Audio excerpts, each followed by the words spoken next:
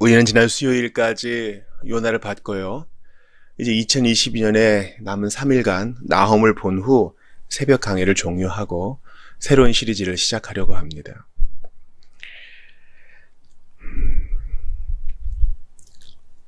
개인적으로 제가 감사하는 것이 있어요.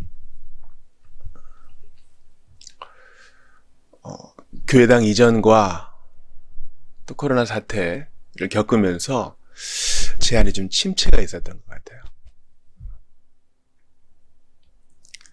또 새벽에 참석하는 분도 없으시고, 이렇게 집회를 이어나갈 이유가 있는가? 그런 생각들이 좀 있었어요. 아울러서 이제 그 목회 연차가 쌓일수록 일종의 어떤 회의감 같은 것도 들었다고 감히 말씀드릴 수 있겠습니다. 그런 게 없었다면 아마 거짓말일 겁니다. 그래서 결론은 새벽에 집회를 안 했어요.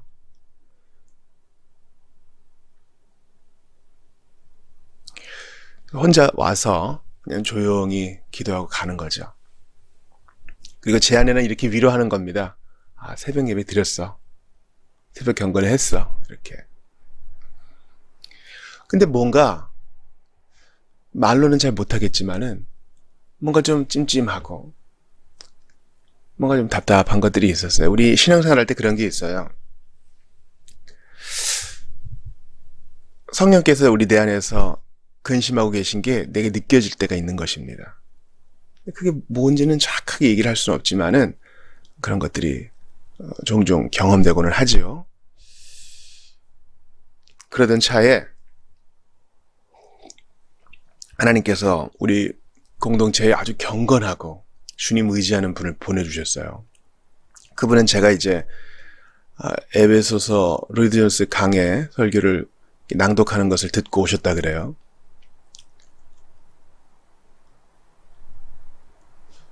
사실 그분 덕분에 우리 교리 공부도 시작하게 된 거잖아요. 그죠?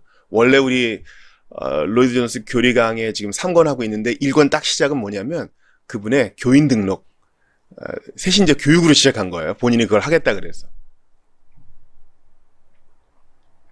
그리고 물어보는 거예요. 목사님 새벽 기도 언제 해요? 몇 시에 집회해요? 그러니까 식어져 있던 교육자 마음이 주님을 사랑하는 한 성도 까닭에 그 불이 전염된 거죠. 여러분, 우리가 정말 주님 사랑하면요, 이 경건의 힘은요, 이렇게 옮아가요. 바이러스가 옮아가는 것처럼 경건은 전염성이 있어요. 그러니까 우리가 제대로 딱 잘 서면 누군가에게 이 빛과 향기가 흘러간다는 것을 기억하시면서 잘 서시면 좋겠어요. 사실 그분은 새벽 집회 한 번 참석하고 안 하셨어요. 그런데 제 안에 성령께서 딱 주시는 도전이 있었어요. 김 목사 너 뭐하고 있느냐. 예전에 지하 예배당에서 새벽 집회할 때도 혼자서 잘했습니다. 가끔 저희 아내가 이제 오면은요, 저 말고 찬양하는 소리가 하나 더 들린다 그래요. 근데 와보면은 저 혼자 찬양하고 있고 그랬거든요. 물론 저는 어떤 공명 때문에 그렇게 들렸을 거라고 생각하지만 이렇게 해석할 수도 있겠죠. 나랑 같이 찬양하는 무리들이 있구나. 천군 천사도 같이 찬양의 대열에 참여하고 있구나. 그렇게 해석해서 질타받을 이유는 없을 거예요. 그리고 그게 신학적으로 옳아요. 성도가 있는 자리에서 찬양할 때 이 찬양을 하늘에서도 드리고 있고, 또는 우리 눈에 보이지 않지만 주님의 명령을 받아 우리를 돕고 있는 천사들도 함께 찬양하고 있습니다. 그 혼자가 아니에요. 외로워하거나 괴로워하거나 자괴감에 빠질 이유가 없죠. 그래서 그동안에 타성을 끊고 다시 새벽 집회를 시작할 때 처음에 얼마나 어색하던지 그 느낌이 기억이 나요. 모든 게 어색한 거예요. 세팅도 안 돼 있고 까먹은 거죠. 그러다가 이제 책별 강의를 하게 되고 처음엔 성경 읽기를 하게 되고 이제 이것이 하나의 루틴이 되어서 찬양하고 신앙 고백하고 열방을 위한 기도하고 이게 저한테 얼마나 큰 개인적인 유익이 되나 몰라요. 저는요 이렇게 생각해요. 새벽 기도는요, 새벽 경건에는 모든 사람한테 강제할 수 있는 게 아니에요. 왜냐면 아침에 기도하는 게 좋은 사람이 있고 밤에 기도하는 게 편한 사람이 있어요. 이 편의주의가 아니라 우리 기도는요, 여러분, 가장 내가 생각이 주님께 온전히 집중할 수 있을 때 하는 게 전 좋다고 봐요. 물론 시간을 정해서 하는 것도 나쁜 거 아니에요. 이렇게 하든 저렇게 하든 기도를 해야 된다는 명제를 탁 던져놓고 이것을 강제하지 않고 권하는 게 더 중요합니다. 새벽 집회를 하고 새벽 기도를 열심히 하고 나서 우리 직장에서 꾸벅꾸벅 존다면 그건 별로 덕이 안 될 거예요. 저는 개인적으로 이렇게 새벽에 책별 강의를 할 수 있는 게 너무 큰 영예요. 하나님께서 제가 생각하지 못한 방법으로 잠자던 교육자를 깨워주셔서 다시 강단을 사수할 수 있게 해주신 2022년이 너무 감사해요. 그리고 만약에 이런 새벽 강의를 안 했으면요, 주일에 전 계속 신약만 했겠죠. 이 복된 구약의 보고를 보지 못했을 거예요. 그렇지 않아요? 하나님이 힘주시면 더 잘하고 싶고 더 자주 하고 싶어요. 어떤 분들은 한국교회 교육자들 설교가 너무 많다 그래요. 신방 가서도 설교해야 되고 뭐 여기저기 뭐 서구에서는 주일 설교 한 번이다. 그렇게 하면 뭐 깊어지겠죠. 그러나 설교는 논문이 아니거든요. 설교자는요, 죽을 준비, 떠날 준비, 설교할 준비가 늘 되어 있어야 돼요. 하루에 10번을 못 하겠어요? 달변으로 예수 믿고 신앙 증진되는 거 아니잖아요. 전 그런 면에서 이 새벽 강의의 기회를 주셔서 제가 성도의 한 사람으로서 유익을 얻게 해주신 하나님께 무한 찬양을 드립니다. 생각지도 않았던 방법으로 우리를 일으키신 하나님께서 2023년에도 기대하지 못했던 방법으로 찬양을 받으시고 우리가 예상치 못한 방법으로 우리를 깨우시고 우리 눈을 열어주시고 마음을 새롭게 해주실 것을 믿어요. 기대합니다. 우리는 한결같이 부족했을지라도 주님은 어제나 오늘이나 이후로도 영원토록 신실하셔서 우리 포기 안 하고 부드럽게 깨우시고 강한 회오리 바람처럼 우리를 일깨우셔서 영광을 받으십니다. 오늘 나훔 선지자가 기록한 이 구약의 나훔은요, 우리가 지난 시간에 봤던 요나 이후의 일들을 기록하고 있어요. 요나는 어떤 일을 했습니까? 니느웨에 가서 회개의 복음을 전했고 니느웨는 사람들과 가축들 모두 회개하는 역사가 일어났습니다. 부흥이 일어난 거죠. 그러나 그것으로 끝나지 않습니다. 요나는 섭섭해합니다. 선지자의 아주 누추한 모습을 보여주는 거죠. 불이 떨어지는 걸 보고 싶은 거예요. 우리 민족의 원수 잘 되는 걸 보고 싶지 않은 거예요. 거기에 대해 주님이 부드럽게 책망하십니다. 풍랑을 보내시고 큰 물고기 보내시고 뜨거운 햇살을 보내시고 박넝쿨을 보내시고 벌레를 보내시고 모든 교보제를 다 사용하셔서 요나 하나를 가르치세요. 하나님은 인간의 효율성과 정반대로 일하시는 분이라 그랬죠. 그 당시 이스라엘의 실상을 볼 수 있고 선지자의 추례함을 볼 수 있습니다. 그것을 통해 우리가 경계를 받아야 된다 그랬어요.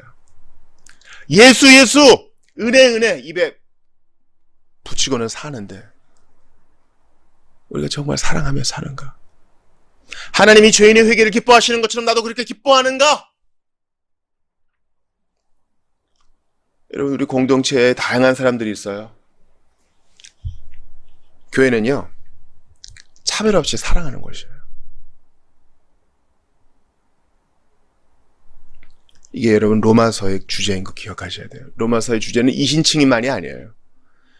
교회 안에 있는 유대인과 이방인이 하나 되어 화평을 누리는 거, 고린도전서의 주제도 마찬가지예요.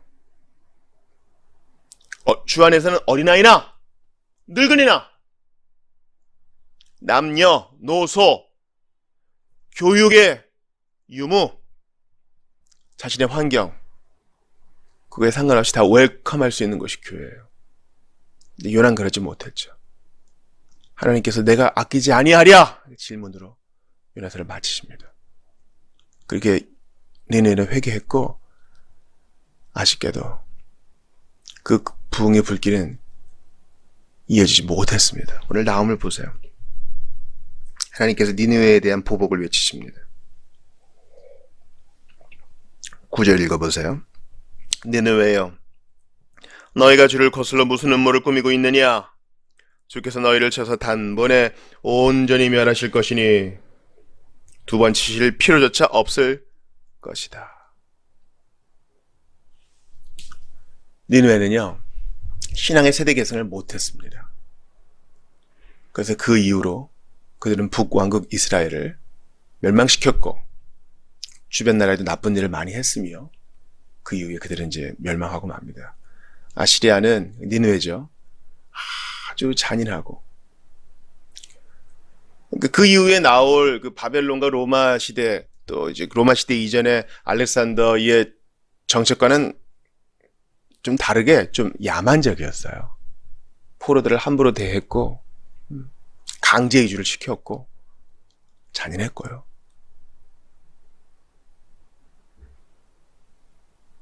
그런 니느웨에 대해서 주님이 어떤 심판을 내미십니까? 10절 보세요. 보라, 저들은 가시덤불처럼 엉클어져 있고 술에 만취한 술꾼처럼 비틀거리고 있다. 그러므로 심판의 날에 저들은 마른 지푸라기처럼 모조리 불살라질 것이다. 니느웨가 얼마나 정반대의 길로 가는지 아시겠죠? 그리고 옛날에 그런 일이 있었다는 것조차 잊어버리고 쭉 가는 거예요. 멸망의 길로. 여러분, 가속도라고 아시죠? 경건 생활을 하는 사람은 이 가속을 받으면 이게 몸에 딱 이렇게 습관이 돼서 쭉 갈 수 있어요. 그리고 더 나아갑니다. 그런데 타락의 길에 들어선 사람은 가속이 붙으면요, 걷잡을 수 없어요. 걷잡을 수 없다고요. 하나 했어요? 2개 해도 되겠네? 좀 더 가봐도 되겠네. 정도를 점점 깊게 하고 강도를 높여가요. 결국 하나님이 로마서에서 말씀하신 것처럼 내버려 두시는 일이 벌어져요. 니느웨가 그런 거예요. 그들이 한 일을 보세요. 주께 대항하여 악한 음모를 꾸미는 자, 곧 주를 거슬러 사악한 일을 부추기는 자가 바로 너희 가운데서 나왔다. 니느웨 가운데서 이런 악한 자들이 나왔다는 거예요. 그러니까 우리가 이거 반면교사로 삼아야 된다 그랬죠. 믿음의 세대 계승 잘해야 되는 겁니다.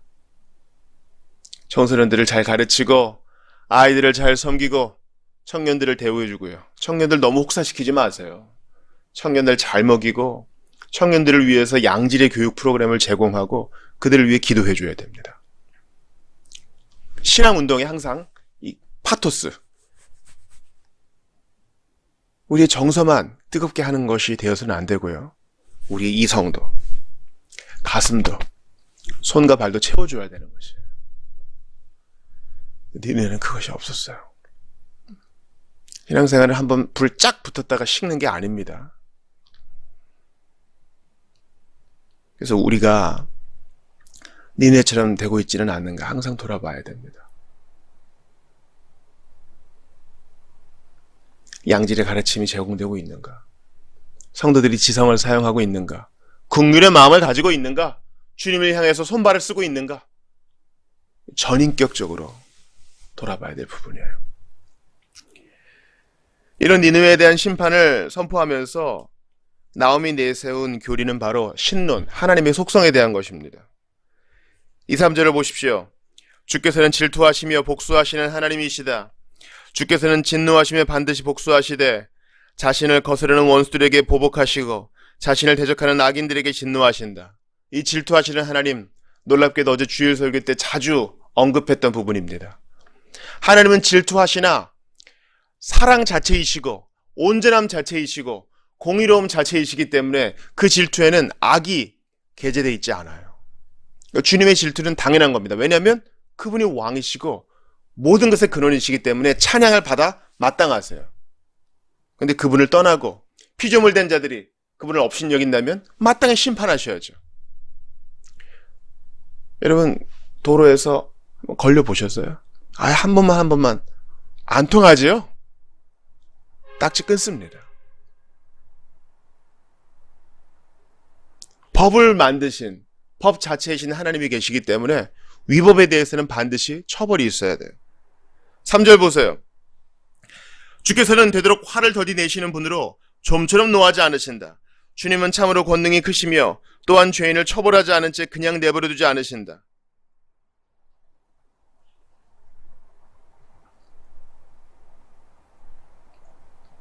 무섭죠. 좀처럼 화를 내지 않으시고 화를 더디 내시는 좋으신 하나님이세요. 그러나 일단 그 정도가 넘어가고 계속 타락의 가속도 거기에 편승해 간다면 주님이 죄인을 처벌하지 않은 채 그냥 내버려두지 않으신다 그래요. 하나님은 정확하시니까, 다 보고 계시니까. 그러니까 우리도 좀 움찔하는 거예요. 나도 그러면. 그러나 우리에게 위로가 되는 말씀이 7절에 있습니다. 진실로 주께서는 선하시고 환난 날에 견고한 피난처가 되신다. 주께서는 자신을 의지하고 자신에게로 피하는 자들을 보살펴 주신다. 도피선 생각나죠? 하나님은 정확하게 공의를 실천하시고 실행하시지만 동시에 선하셔서 자기에게 피하는 자, 환난 날에 그들을 위한 견고한 피난처가 되어주셔서 모든 처벌로부터 심판으로부터 지켜주신다는 거예요. 여기 우리의 위로가 있어요. 그리고 주님의 이 두 속성을 온전히 조화시킬 수 있는 방법은 예수 그리스도밖에 없습니다. 법은 정확하게 시행돼야 돼요. 그러나 하나님은 여전히 사랑하고자 하세요. 어떻게 해야 됩니까? 만약에 심판을 없던 걸로 해, 이러면 하나님의 속성에 문제가 생기는 거예요. 예외 없이 법은 시행돼야 되니까. 왜 누구는 하고 누구는 안 합니까? 이런 것 때문에 언론이 난리 나는 거 아니에요? 그렇다고 사랑하기 때문에 심판을 없앨 수도 없어요. 또 심판을 무조건 하면 주님의 이 선하신 사랑의 성품은 어떻게 되는 겁니까? 두 성품이 부딪히는 것처럼 보이죠. 그래서 대속이 필요한 거예요. 주님은 마땅히 죄인에게 쏟아부어야 할 심판을 하나도 보류하지 않으시고 예수 그리스도에게 모조리 쏟아부으셨습니다. 그래서 예수 그리스도를 믿고 회개하는 자는 더 이상 심판이 없어요. 그리스도께서 내가 받을 심판을 대신 받으셨기 때문에 주님이 우리의 산성이 되어주시사, 우리의 도피성이 되어주시사, 우리의 선한 피난처가 되어주시사 우리 대신 그것을 다 받아주셨어요. 그래서 그분을 믿고 회개하는 자, 하나님이 보실 때, 성부께서 보실 때 무죄라고 우리를 봐주시고 인정하시는 거예요. 15절 보세요. 보아라, 저기 산 위에 기쁜 소식을 전하는 자의 발이 있다. 그가 평강의 소식을 가지고 산을 넘어 힘차게 달려오고 있다. 우리 예수 그리스도의 복음이에요. 이 기쁜 복음은 뭐라고요? 하나님은 절대로 악인에 대한 심판을 연기하지도 없다고 하지도 않으셔요. 또한 하나님은 선하고 환난 날의 피난처가 되세요. 이게 어떻게 조화된다고요? 기쁜 소식을 전하는 발, 예수 그리스도 안에서 해결되는 것입니다. 니느웨도 예수 믿어야 되고 유대인들도 예수 믿어야 되고 모든 사람이 예수 믿어야 됩니다. 하나님의 심판을 면할 자가 아무도 없기 때문입니다. 이 연말에 우리가 붙들고 있어야 할 이 한 가지, 예수 믿고 더 의지해야 됩니다. 누가 하나님의 심판을 면할 수 있어요? 하나님의 사랑만 생각하고 싶어요? 천만의 말씀, 그분이 여러분을 다 꿰뚫어 보고 계신데. 다시 한번 15절 보세요. 보아라, 저기 산 위에 기쁜 소식을 전하는 자의 발이 있다. 그가 평강의 소식을 가지고 산을 넘어 힘차게 달려오고 있다. 주님께서 이 평강의 소식을 우리에게 전해주세요. 그러나 그 발은 우리 까닭에 십자가에 처참하게 못 박히셨습니다. 십자가 세로대 위에 그 발이 놓여져서 발목뼈를 꿰뚫는 그 뼈 사이에 못을 걸어야 몸무게를 지탱하니까 그 선하고 열정적인 발에 우리는 그 발에 못을 박아 넣었습니다. 그 복음을 전해주신 그 발에 우리의 부족함을 기억하면서 그럼에도 불구하고 우리를 사랑하시고 우리 대신 하나님의 심판을 대신 받으신 그 진노를 대신 담당하신 예수님을 깊이 생각하며 경건하게 이 연말을 맞이하고 겸손하게 새해를 맞이하는 여러분들 다 되시기를. 니느웨와 같은 형편에 처할 수밖에 없었던 우리를 사랑하시어 자신을 내어주신 예수님 안에 거하시기를 주의 이름으로 축원합니다.